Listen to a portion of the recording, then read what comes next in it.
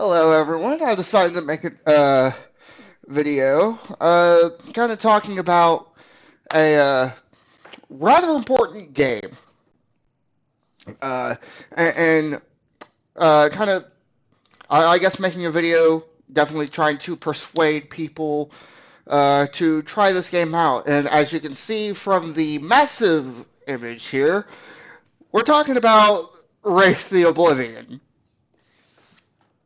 Uh, And for those who do not know, Wraith is a Wraith the Oblivion is a game in which you play as a ghost, I guess you can say. You play as a person who died. Yeah, yeah. This game, you start the game off dead. Uh, Needless to say, this game, for your usual person, is very dark. Trust me, it gets a lot darker than just that. And there's all kinds of ways that it gets a lot darker, and probably one of the most controversial books they ever fucking released. And if anything, one of the most important I have also made a video on is a certain book that has the initials CHOETS. But we're not going to be talking about that right now. Uh, but I wanted to make a video kind of showcasing my respect to this game. I do consider it a massive, massive work of art. It's a game that, in all of its bleakness and all of its despair and all of its darkness, there is an underlying hope.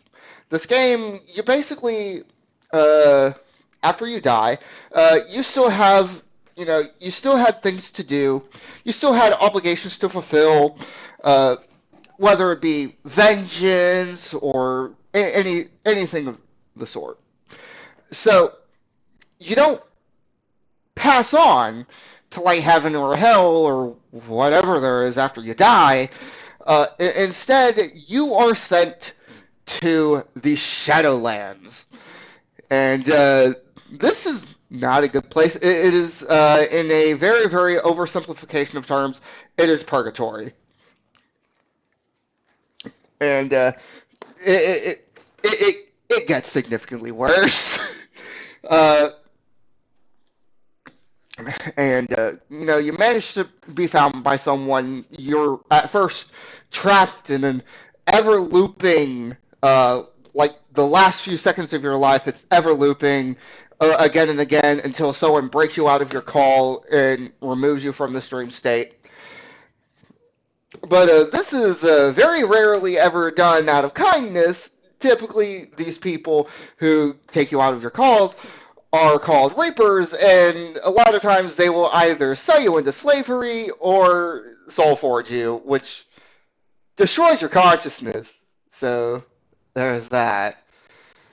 And then you have the Stygian hierarchy, very, very, very corrupt organization that has corroded long ago. And then you have the different legions, which you would go to based off of how you died. Uh, God help you if you go into the Grim Legion with the Smiling Lord.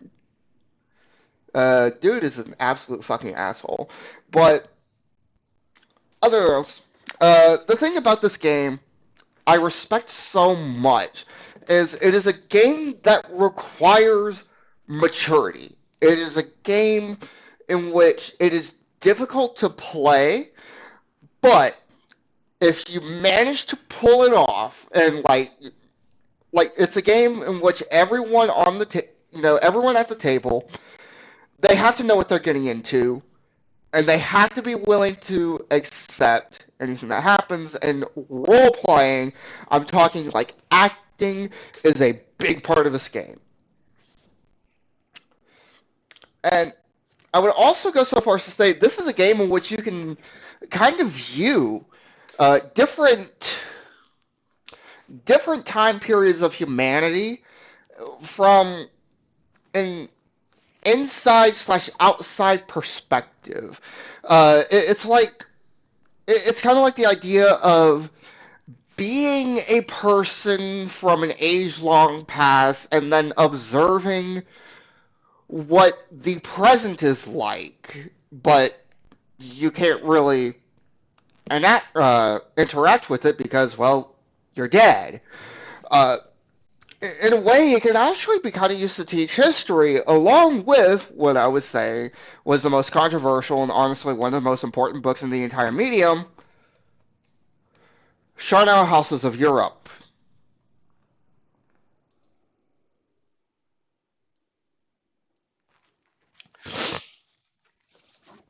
And Charnel Houses of Europe, the show, what it does is it tackles the aftermath of the Holocaust from the victim's perspective.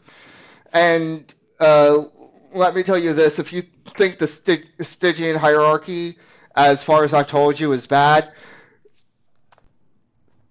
this book paints them in a way fucking worse light. It's oh god, they fumbled so fucking hard.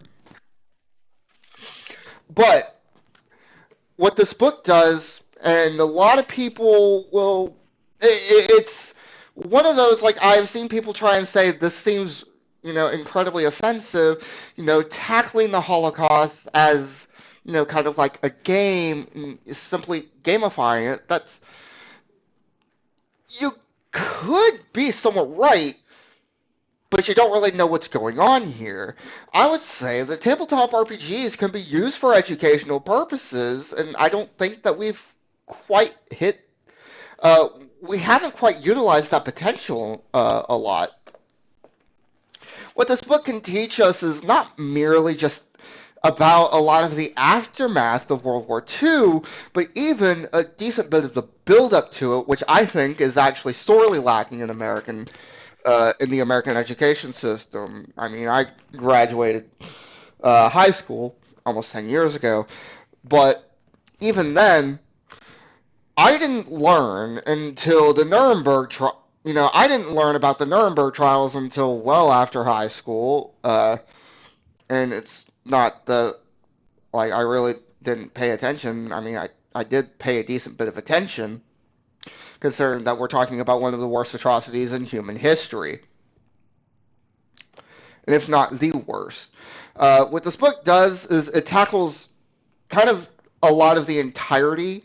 Like when we say 6 million, it's actually inaccurate. It wasn't 6 million. If anything, it was 11 to 13 million people who were tragically murdered systematically by the Nazi regime.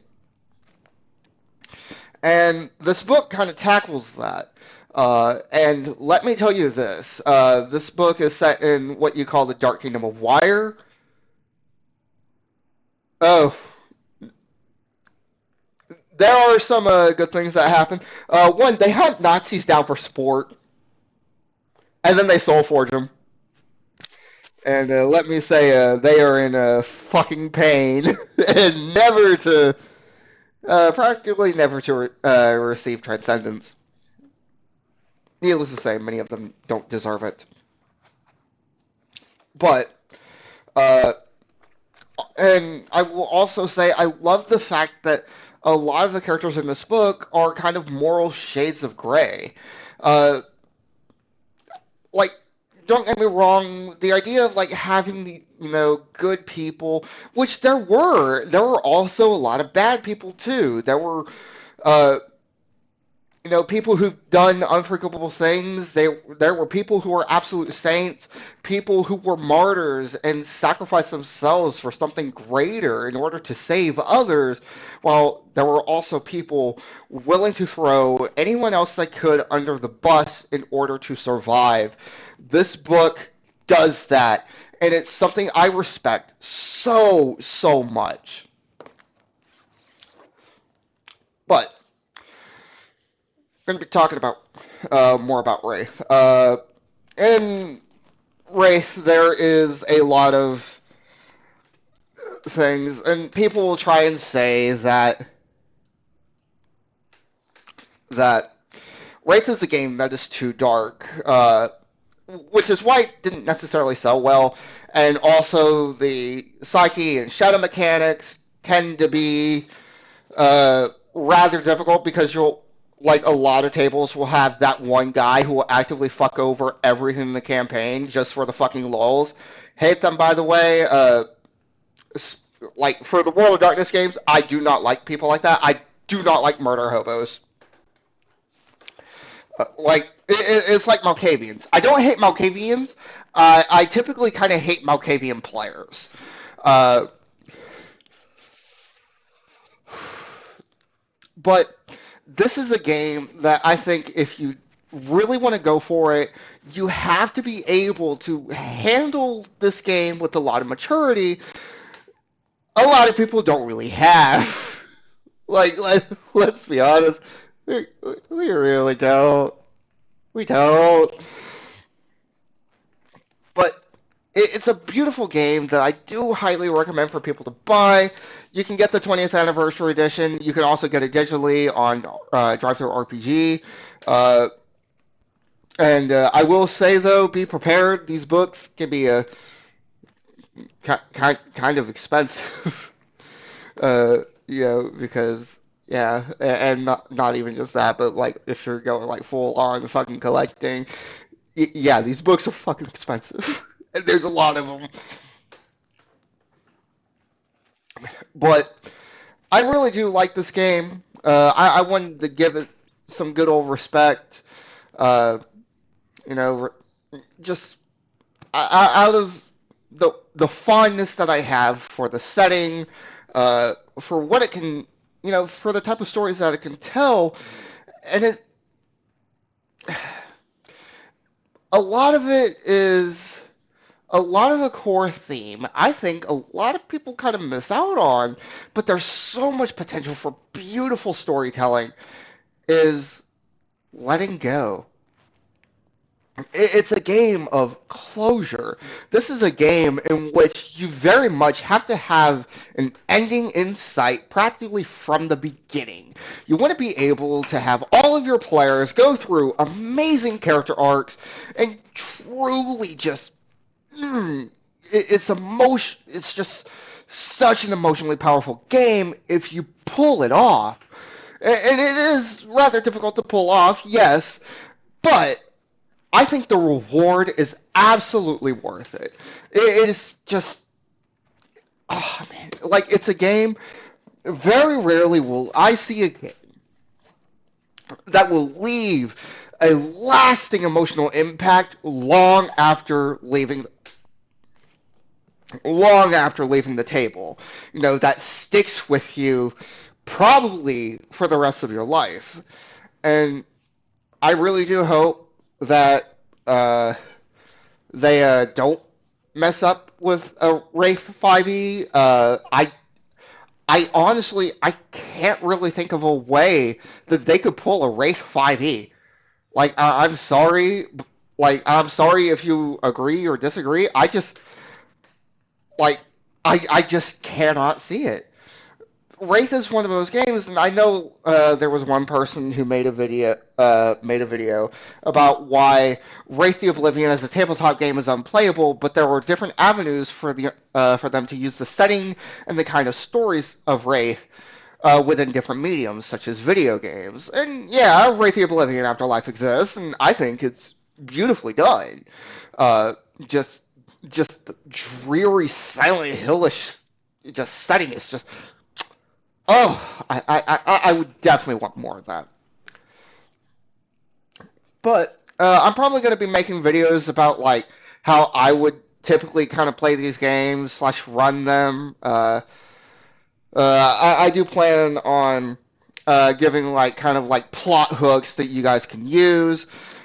For real, like these are games I definitely recommend. I recommend the World of Darkness games if you want more of like a focus on story and character, social interaction, rather than D&D where it's just basically fucking combat. And yes, there are also people who do use D&D to tell really good stories, but I don't really think the system is very much driven for that. It's like with the way that the game is set up, it's a lot of it is just so geared for combat, and it's just that's not really what I'm looking for as of now. So, uh, I do plan on kind of, I guess, uh, making videos kind of focusing on these tabletop games, like the World of Darkness / Chronicles of Darkness games. Some of my favorite games of all time, legitimately, my favorite game of all time being Changeling the Lost.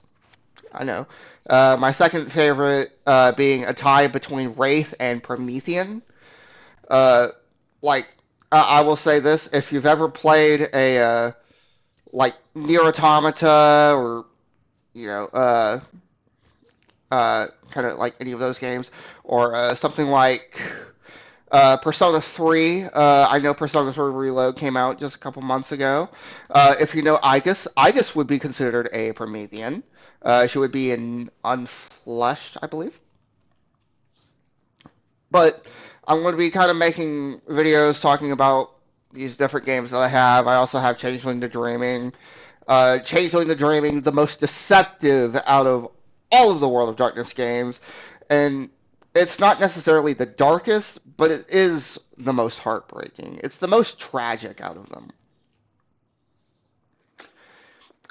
But yeah, so I wanted to make this video kind of showcasing my respect to Wraith. I do plan on doing like further, talking a bit more about Wraith, kind of like the setting and all that. I'm planning on buying more of the source books, like Empire of Jade and all that. But yes, let me tell you this. I'm also going to be talking about the primary antagonists, specters, and Malfians. Oh God! And I will say this: talk to a Wraith fan, just say the name Gruul, and they're going to be like, "Oh no." They will ship bricks. Quite legitimately, they're going to be like, "Oh, you want to know about? Yeah, yeah." Or Charon. It's a really really cool game. But either way, uh, you know, uh, have fun, stay based, be kind to one another. Peace out.